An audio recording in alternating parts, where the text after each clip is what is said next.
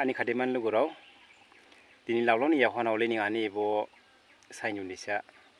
ni bo ani youtube page oleni ang rawthailai giji phaimbawa belkede jini mulugni dimasa jini mulugni dimajik niklaihi rawthai giji salabi phaimjingwa berita tikade bawhi gamang bayre bawhi bidi jama ko bawdu jini dimajadi niklaihi khakhaja phiya musring jawya besai sring jawya samong sring jawya jadu limbalai jadu jin jadi niklaihi uli sosi ulibani ebu rawthaike grawjuke labuya khakhaja phiya ulibani niklaihi ulaikha blaiabo giji sagraw phailabi phainanguli bawba ude hamjaw khala banama share lai aro like lai subscribe comment lai hala ang uli ning bangro dada aro video labi phainangko an kha dam magraw thai dong jin dima jadi niklehi muluk jin dima jadi niklehi odibani bawbai hi kamang do jing dimasa mongolian sprang phayaba jadi jini historical jing nudur kausisi klehi je dimasa jadi son of river dimasa jadi thiaba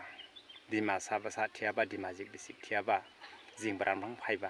dua jingni saugari mangari ke jing naire kete jing tribal thi jing mitisaudu thikabo dini jing tribal thi jing dimasa dada jeni grawthai alga dong thikabo dini basa sa yaba masi grawju ke ang thijena nang berite kete jing dimasaraw duha dimasa jarada bumuke jing dinglai bahabo ani abaitu an bumuke dengba khasau banhlei dengba mayanang banhlei busi dengba biritat kede an bumuke thiba suros mohol nundisa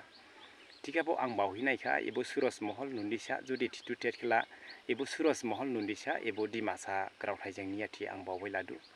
odibani ani bumusin niya jini muluk ha je jin dimasa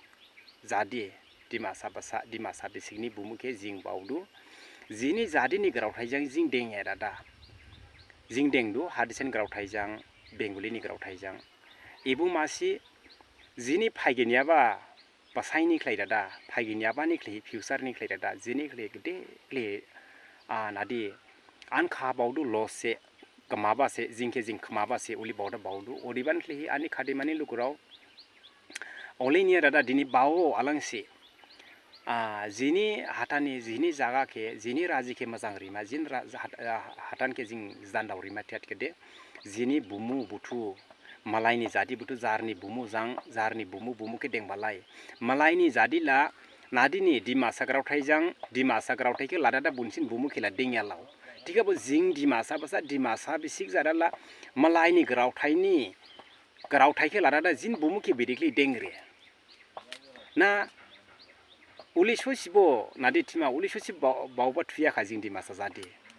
oribani klehi adungro azaro malaini jadi jodi jini dima grawthai ke jodi nangjawetla jing dimasa basa dimasa bisik jarada je malaini jadi ni grawthai nya jin bumuke jing bedikle da dengma do number 2 point na phainang jing dimasa jadi dimasa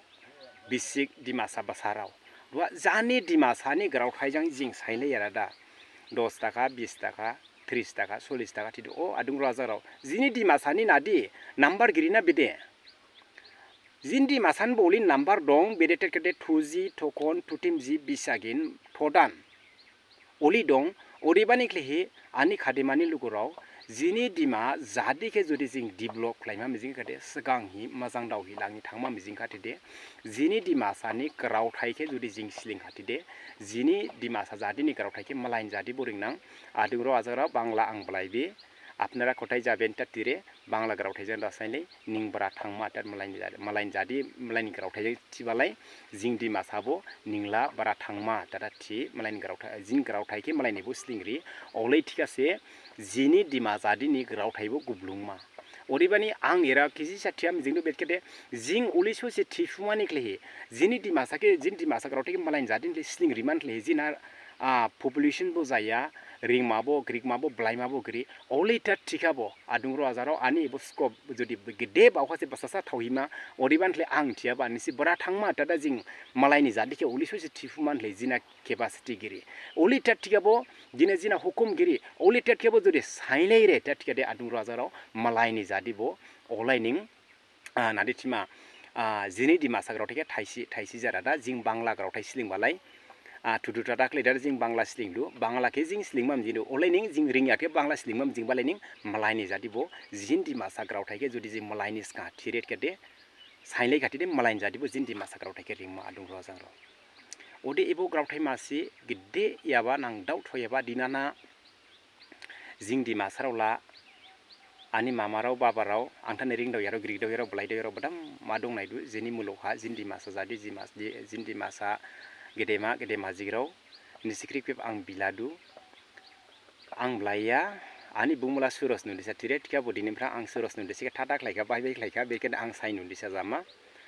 orikle he bedikla ani bumke suros nu disa tare dengdara labgri ani masi suros nu disa di donat kede ang di maza dike ang khamama mijing malai jadu oribanhle ang dini thima malai ni jadi duha alphabet je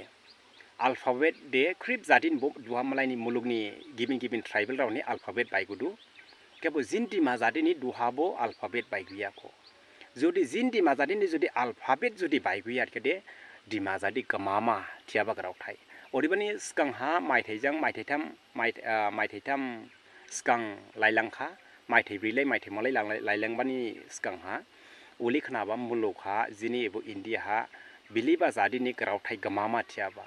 garau thai bidegli gamare desenti adung raja raw garau thai judi gama khala judi dima jadi garau thai judi gama khala jing nadi garau thai jeng sailema desenti sai odi manli duha lailengya ba hapta tam ska ang masi bonadi use news anuba je garo hills ode khasia tikhnare jing bo garo tribe bangye banli garo ni nadi letters bangye banli bunsin alphabet bagye banli buske khasi hare phaba repsing bathi jing khnadu odibani adung razaraw jodi ning dimasa basa ning dimasa bisikti jodi ningke ning bauret ke adung razaraw dinini prang ningbo jarni raji jini dimazadi mazang daw ma jin dimazadi zdan daw manli dinini prang jing dimazadi ni dimasa grau thaike jing sailai bakhe dala jia dong ro dimasa grau thaike jodi sailai bakhe jodi nisi laji du thikate de ningke ning khama mase dimazadi ke khama mase jing dimasa basa jarada jing ringkha bo ringya khabo jing dimasa grau blaidu dimasa grau ke jing sailai manle nisi kripo chesta klaile jing kripo slinglai thi nisi krip ke ang biladu oribanle dini aro grau thai aro topic masiko jodi jini dimazadi ni grau thai gamama tatikla bidekli gamama jodi india ha jodi recognize jaya jodi dimasa tribe ni alphabet dong ti letters dong ti jodi india ha jodi recognize it kede automatically dimasa language is going to be damaged so if you want to be keep a dimasa strong and if you want to bring a dimasa kingdom back again so you must have to speak the Dimasa language from on today. So thank you and see you in the next video. Please try to share and comment for more video and please do like for more video. It is me Evan Suras Nurisha. So if you want to be watch again and more videos, so please you write in your comments for more video. Thank you my dear brother and sister. See you in next video.